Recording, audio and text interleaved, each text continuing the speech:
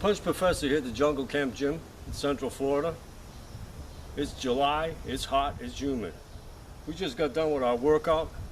You know, many times my friends and family have asked me, Paul, all your life you've been exercising. You're getting to be an older fella now, and you're still exercising. Why do you exercise so often? And they want to know what's my motivation and what am I trying to accomplish? Well, it's simply this. I want to live to be 100 years old. Seriously? Yeah, I want to live to be 100 years old.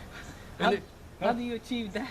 Yeah, I'm going to exercise my way there. That's what I'm hoping. And God's blessing, maybe both of those together, I live to be 100. Because this is what I heard. I heard the first 100 years is the hardest. After that, it's all downhill. It's easy, sweet street. Yeah. Wow. Just get past the first 100. That's what we got to do, Roberto. What a good mindset, huh? Yeah. The only person I know that exercises more than me is Roberto Benitez. Roberto Benitez has had more than 200 amateur fights. He had a good professional career. He spent 7 years at the Olympic Training Center in Marquette, Michigan with the Olympic coach Al Mitchell. He knows every exercise there is to know. And today we're going to talk, both of us are going to chime in together on the subject of why you are exercising, you're doing cardio, you're doing everything you possibly can do, and you still get tired when you spar and when you box.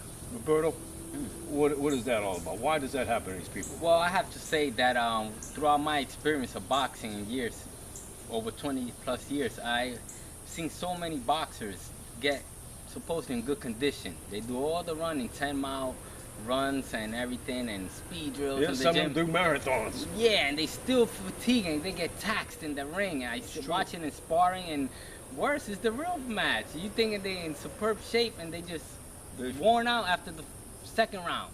And it all comes down to relaxation.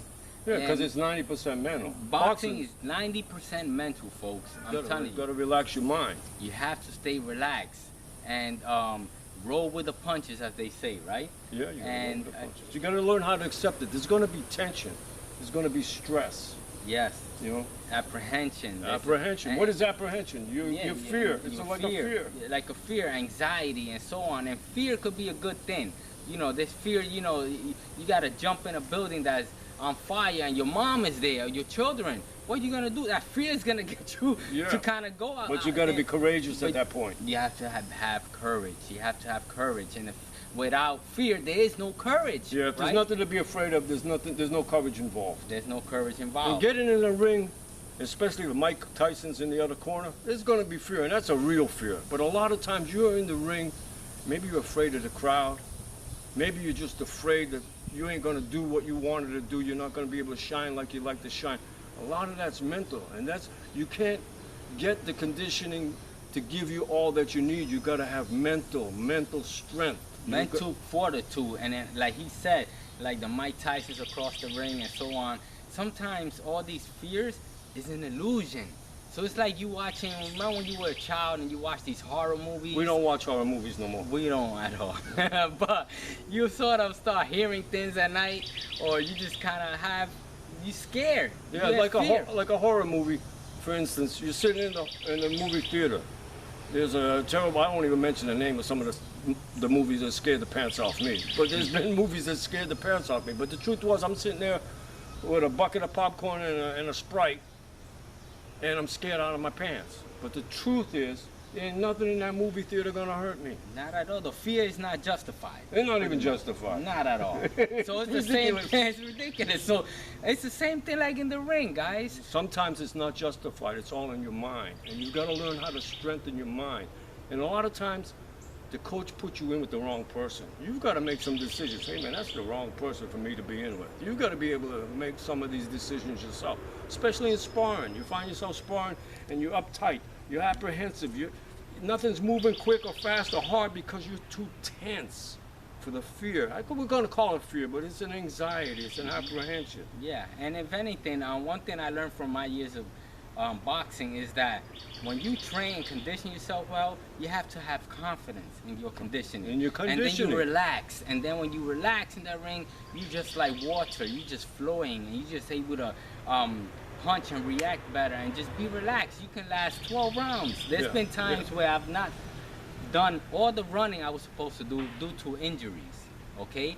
by going to that national competition or that professional fight, my experience, He's beaten world champions. He's beaten Olympic gold medalists. He's been there and done that. and I've been able to win, be victorious, and not only that, Because of your but confidence? not only that, relaxation, that's the key. So I've seen people like James Toney, sometimes he's gone in there halfway, Yeah, he is relaxed though. halfway conditioned. No, But he's out of condition sometimes. yeah, He's incredible. But that boy, you talk about flowing like water and looking relaxed. Watch some James Toney That's matches true. early in his career. So relaxed, all you so great fluent. champions, all you great champions are relaxed. All of them. Yeah, so that's how. Look at Mayweather, Yeah, and that helps. Durant. Oh, Durant's a great one. It's Legend. like he's so relaxed. He's so relaxed. He's relaxed like me and you taking a swim in the backyard pool. Yeah, so you ever watch the swimmers? I've seen some 80-year-old men swimming and women, and I'm watching how they do like 50 laps almost. I'm wondering, I can't do that. I can if I condition myself, but their technique is about relaxing. Yeah. And that's what one senior advised me. He said he's just relaxed. He's just flowing. It's breeze. It's like the wind. Hey. So that's the key, guys. Relaxation, and it's all here, mental fortitude. Yeah, most so of it's a it's mental. combination of It's both. mental. When you apply the both, relaxation and your mental fortitude.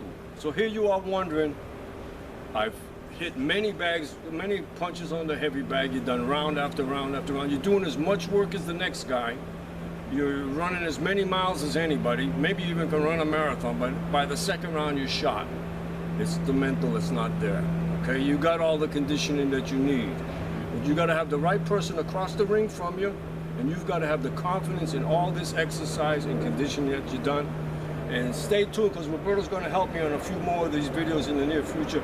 And you can tell he's got the knowledge that you want to learn about. And he's got what to tell you. And the one final thing I have to say, you have to have faith and confidence in your conditioning. That's the faith. And that's what, when you put it all together, it's like making a nice, great pancake or nice cake. It's the batch of cake. ingredients. Yes, It's the main ingredient. It's the ingredients to be able to have a long, enduring career. Thank you, Roberto. God bless you all.